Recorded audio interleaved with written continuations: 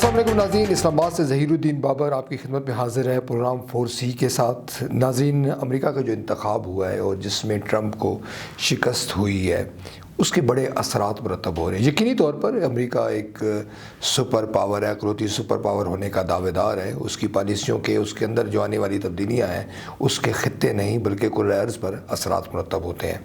اس پر ہم گفتگو کریں گے کہ کیا امریکہ کی جو پالیسیاں ہیں اس میں کوئی بنیادی تبدیلی واقع ہونے جا رہی ہے؟ کیا ٹرمپ جیسی شخصیت نے واقعتاً کوئی امریکہ میں کچھ ایسا کام کیا جو ماضی میں نہیں ہوا، یا ایک سٹیٹس کو تھا، وہاں کے جو پالیسی میکرز تھے انہوں نے ٹرمپ کو آگے کیا اور اب جو بائیڈن کی شکل میں ایک اور شخصیت کو آگے کیا ہے؟ اپنے موضوع مہمان کا آپ کے ساتھ تعارف کروا دوں۔ وقاص علی ملک صاحب ہیں، قانون دان ہیں، تجزیہ نگار ہیں، دانشور ہیں۔ ملک صاحب، پروگرام میں آپ کو خوش آمدید کہتے ہیں۔ ایک تو یہ بتائیے گا کہ جو ٹرمپ کی جس طرح شکست ہوئی ہے، یعنی کہ امریکی تاریخ میں ایک مرتبہ پہلے ایسا ہوا کہ جو سٹنگ پریزیڈنٹ تھا وہ لوز کر گیا دوسری ٹرمپ کے لیے، آپ کیسے دیکھتے ہیں کہ ایک واقعتاً اس ایک بہت بڑا بریک تھرو ہے، یا کچھ لوگ یہ کہتے ہیں کہ وہاں کے جو پاور کوریڈورز کے پیچھے جو قوتیں ہیں انہوں نے ٹرمپ کو پیچھے کر دیا اور جو بائیڈن کو آگے کر دیا، مقاصد وہی ہیں، چہرے بدل دیے؟ تھینک یو ویری مچ جی، آپ نے بلایا اور موقع دیا اظہار خیال کا۔ یہ جو امریکن الیکشن ہے نا جی، اس کا بابر صاحب پورے کے پورے دنیا پہ ایک اپنا اثر ہے، کیونکہ امریکہ سپر پاور ہے، ایڈمٹڈ سپر پاور ہے پوری دنیا کی، اور اس میں کسی بھی حوالے سے اس عہدے پہ تبدیلی کا مطلب یہ ہے کہ دنیا کے اندر چینجز آئیں گی مختلف۔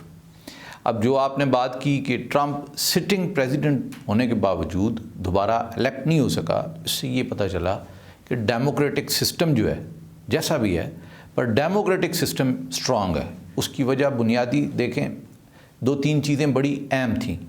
آلدو ٹرمپ نے اس طرح نیگیٹو کام نہیں کیا دنیا میں، پر کچھ چیزیں، کچھ اقدام ایسے تھے جو کہ ریسزم کو پروموٹ کرتے تھے۔ وہ ریسزم چاہے امریکہ میں ہو یا ورلڈ اوور ہو، اس کا ایک رسپانس آیا ہے اس کمیونٹی کی طرف سے۔ دیکھیں جس طرح بلیک تھے، ان لوگوں نے ایک آواز اٹھائی، black lives matter, black lives matter. اب بات اتنی سی ہے کہ اس الیکشن کے اندر ٹرمپ کو وہ جواب مل گیا، ایک چیز۔ دوسری چیز کہ جو اس کا رویہ رہا خاص طور پہ اسرائیل کے حوالے سے اور فلسطین کے ایشو پہ، وہ ہم لوگ مسلم کمیونٹی بھی جو ہے وہ کسی طرح کے در کسی نہ کسی جگہ پہ سروائیو کرتی ہے، اور وہ ڈیمیج جو ٹرمپ کو پہنچا ہے ڈیفینیٹلی اس میں مسلمانوں کا بھی یہ کردار تھا کہ جب آپ کسی کی حد تک کریں گے، کسی کے حوالے سے کوئی ریزرویشن شو کریں گے تو آپ کو ویسے ہی رسپانس ملے گا۔ اچھا ملک صاحب، یہ ایک ڈارک سائڈ نہیں ہے ڈیموکریٹک سسٹم کی؟ یعنی کہ امریکہ جیسے ملک میں بھی جو نسلی تعصب ہے وہ اس قدر سٹرانگ ہے، اور وہاں پر جو بلیک کمیونٹی ہے ان کو اس طرح ان کی تضحیک کی جاتی ہے، ان کا قتل عام کیا جاتا ہے۔ اگرچہ کچھ لوگ یہ کہتے ہیں کہ وہ بھی بعض اوقات اس طرح کی حرکات و سکنات کرتے ہیں جس سے قانون کو ہاتھ میں لیتے ہیں یا انسانیت کی تذلیل کرتے ہیں، مگر یہ کیوں نہیں ہو سکا کہ کئی دہائیوں سے امریکن ڈیموکریسی جاری ہے مگر جو تفریق ہے کالے اور گورے کی وہ ختم نہیں ہو سکی؟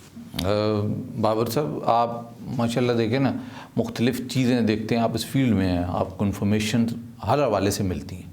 دیکھیں انفارمیشن وہ ہوتی ہیں جو میں اور آپ کنوے کر رہے ہیں جنرل ماسز کو، اسی طرح مختلف بڑے بڑے ادارے ہیں جو انفارمیشن لے کے آگے شیئر کرتے ہیں دنیا کے ساتھ، اور ایک امیج بنایا جاتا ہے۔ امریکہ کا جو امیج دنیا میں ہے، امریکہ کے اندر شاید عادات مختلف ہیں۔ آپ دیکھیں نا، ارلی 70s یا لیٹ 60s میں جا کے وہاں پہ خواتین کو یہ حق ملا کہ وہ ہارورڈ یونیورسٹی کے بعد پریکٹس کر سکیں، پہلا کیس تھا ان کا۔ تو یہ جو چیزیں جو آج آواز اٹھائی جاتی ہے، سب سے زیادہ NGOs پاکستان کے اندر یا تھرڈ ورلڈ کنٹری کے اندر کام کرتی ہیں، تو کیا آپ مجھے یہ بتائیں کہ ادھر وہ ڈومیسٹک ابیوز آج نہیں ہو رہا؟ آج بھی ہو رہا ہے۔ ادھر کرائم ریٹ پاکستان سے زیادہ ہے، کم کسی صورت نہیں ہے، پر دیکھیں وہ اپنے اچھے پہلو جو ہے ان کو منظر عام پر لے کر آتے ہیں۔ کبھی بھی اس قسم کی چیزوں کو وہ آنے ہی نہیں دیتے، بینگ اے سپر پاور، اور ادروائز وہ نہیں چاہتے کہ لوگ وہ والا چہرہ اس کا دیکھیں۔ پر آپ ٹھیک کہہ رہے ہیں، انسان ہے کالے، اگر وہ آپ کہتے ہیں کہ جی بلیک جو ہے وہ ایسے لوگ ہیں جو کرتے ہیں کرائمز، پر دیکھیں نا حالات واقعات سارے ایک جیسے نہیں ہوتے۔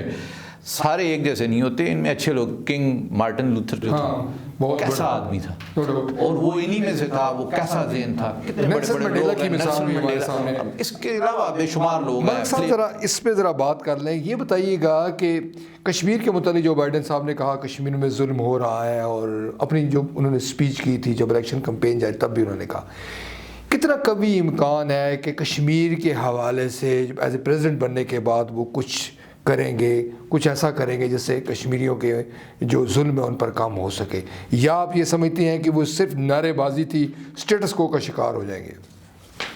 دیکھیں، میں ٹو بی ویری آنیسٹ، یہ چیز ایسی ہے جو ایکسپریس کرنا شاید بہتر ہوتا ہے. فالز ہوپ سیاستدان بہت ہیں دینے کے لیے، کہ ہم لوگ آج اگر تبصرہ کر رہے ہیں تو اس میں بھی فالز ہوپ دیں. انڈیا ایک بہت بڑی مارکیٹ ہے، بہت بڑی منڈی ہے.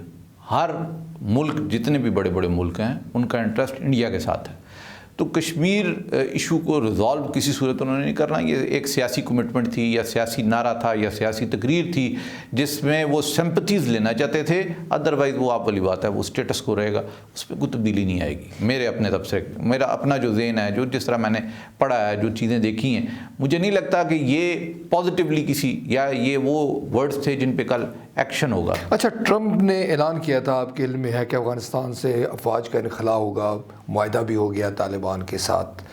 کوئی جوہری تبدیلی آپ سمجھتے ہیں کہ جو بائیڈن لائے گے کہ وہ معاہدہ ختم کر دیا جائے یا اس کو پوسٹ پون کر دیا جائے، یا آپ سمجھتے ہیں کہ امریکن ایز اے اسٹیٹ آگے بڑھ رہی ہے اور یہ معاملہ منطقی انجام تک پہنچے گا؟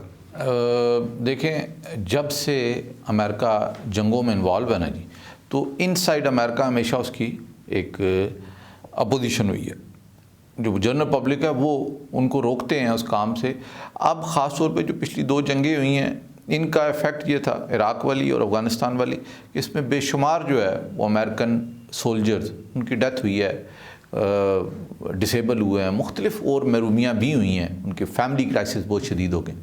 تو یہ وہ ساری چیزیں تھیں جن کا اثر ہوا ہے. اچھا، بیسیکلی کیونکہ ٹرمپ جو تھا وہ ایک جنرلی نیچرلی ایک بزنس مین تھا، اس لیے وہ ان چیزوں میں انوالو ہونا نہیں چاہتا تھا. وہ یہ چاہتا تھا کہ مختلف جگہوں پہ انتشار چلتا رہے، پر وہ اس کے اپنے ڈائریکٹ عوام نہ انوالو ہوں.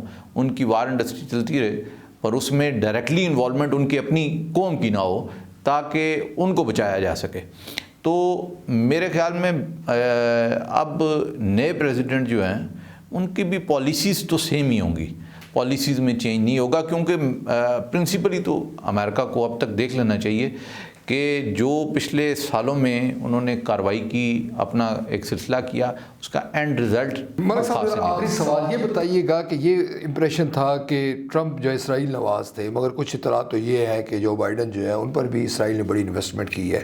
اسرائیل کا اثر رسوخ امریکہ پر اس طرح ہی رہے گا؟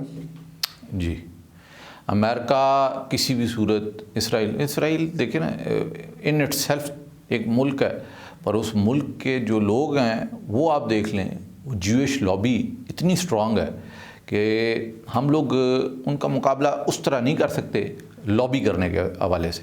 لابنگ انہوں نے بہت اچھی کی ہے، اور یہ جو ٹرمپ کے جانے کے بعد بھی وہی پالیسیز رہیں گی. یہ اگر یہ کسی حوالے سے سوچا جائے کہ اسرائیل کے ساتھ تعلقات، تو کبھی نہیں ہو سکتا. دیکھیں، وہ ہمیں پرائورٹی کبھی بھی نہیں دیں گے، یا اور کسی کو پرائورٹی کبھی بھی نہیں دیں گے. اسرائیل ہی پرائورٹی ہوگا. اور دوسرا دیکھیں، وہ ایک اس میں یہ بھی ہے کہ یہ جو عرب ممالک ہیں جی، ان کے درمیان وہ چاہتے ہیں کہ ایک ایسا ملک ہو جو اتنا اسٹرانگ ہو. یہ امریکہ کی اپنی بھی کوشش ہے کہ کل وہ کسی حوالے سے تھریٹ نہ پیدا کرے، یا وہ اس کو کنٹرول کر سکے، اپنی قابو کیا جا سکے.